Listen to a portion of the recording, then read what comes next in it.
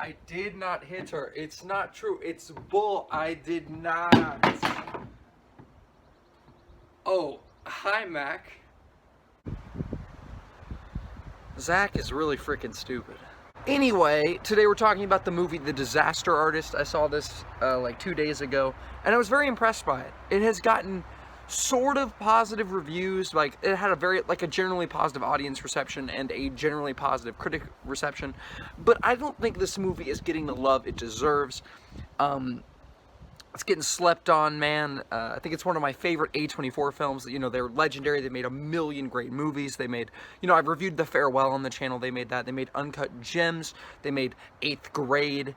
They made Lady Bird. They made Moonlight, which won Best Picture. That's, of course, their most critically acclaimed. They've made a bunch of movies that are kind of legendary. They made A Ghost Story and Green Room and frickin' Killing of a Sacred Deer. If you're a film nerd, you like indie films, you've probably seen a lot of A24 because they make a lot of films that appeal to the critics. Or if you're like really like if you're into the movies, you've probably seen some A24 films. But I think this is one of their best, and let me explain why. I think this movie works very well on multiple different levels, and I'm just gonna explain to you 3 ways this movie works extremely well. And then I'll get into my criticisms of the film, but first, my 3 big reasons why this film is so great. Number 1, the acting in this film is so good. Honestly, like, the performances in this movie are really, really great, specifically from like all of the side characters. Like, I'm talking James Franco as Tommy Wiseau and the side characters, but James Franco gives a Oscar-worthy performance. I am not kidding. You are baffled by this man. He doesn't, you can't, there's like one frame where he grins and he almost breaks character, and you're, for a second, for like a split, not even breaking character, but for a second you're like, okay, I can see that's James Franco. Every other second you think it's a totally different person because the performance is so good. You just full sended it for this movie, as he usually does, and it's the best performance he's ever done. And it's fantastic. It's so good. I mean, the movie's just mesmerizing. The movie is worth watching for this one aspect alone. The acting on his part is so good. And the side characters do a great job as well. There's Seth Rogen in this movie. There's a lot of like famous people doing like small roles. And I think all the people in the small roles do very well in their respective roles.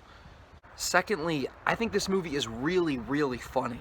Like, this movie legitimately will have you laughing out loud. Like, I mean, it's funny because this isn't like a typical comedy, not at all. This is a film that gets its comedy just from how ridiculous and insane the main character is, and most of the laughs come from James Franco's fantastic performance, the way he delivers his lines, it's just so insane, and there's so much awkwardness, and it's just a really, really funny movie that I think will have everyone laughing.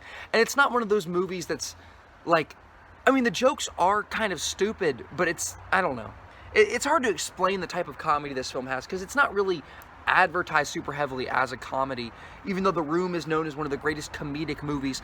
A lot of people say it's the greatest bad movie ever made. Even though I haven't even seen The Room, I still got a lot of enjoyment after that, which we'll hop into in my next point. This movie has a ton of heart.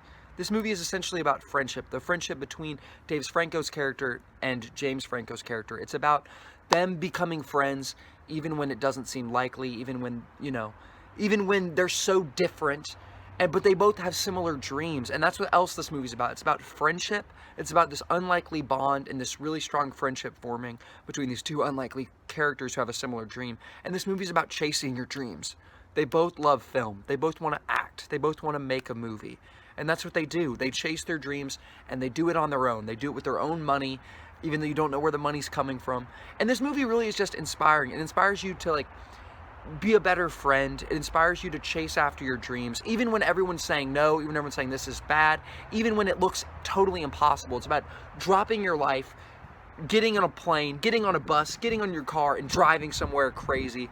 You know that guy who died? Let's visit his grave. Let's visit his grave on the side of the road. Let's drive 300 miles, and just on a whim. And that kind of attitude is just inspiring. It's just it feels very, very heartfelt, real, and genuine, and it's really, really great, and it just makes you feel good to watch it on screen. It gives you a good feeling. And just a side note, the movie's also very technically impressive in the way they recreate the room. There's this montage at the end where it shows scene for scene the scenes they created and then shows the scenes from the room. And it's very, very impressive how James Franco captured this character and how everyone captured their characters in the film and how they filmed it all and everything. But as for the negatives for the movie, I think Dave Franco is just really, really overshadowed by his brother. James Franco is by far the superior actor, and that shows. For most of the movie, I didn't find Dave Franco's performance that great. It can be glossed over, though, because everything else is so great in the film. And the other negative, I would say, is the script isn't the best thing ever. Like, there's moments where it's great, and there's other moments where I was kind of cringing a little bit, and I thought it just wasn't that impressive, or wasn't that sharp. But other moments, it's great. So these two flaws are negligible, and I still think this is a really great film, and I'm going to give it 4 stars out of 5. Thank you for watching the video. Have a great rest of your day. I have to do something right now. It's birthday time for my siblings. Alright, have a good day. Thanks for watching the video.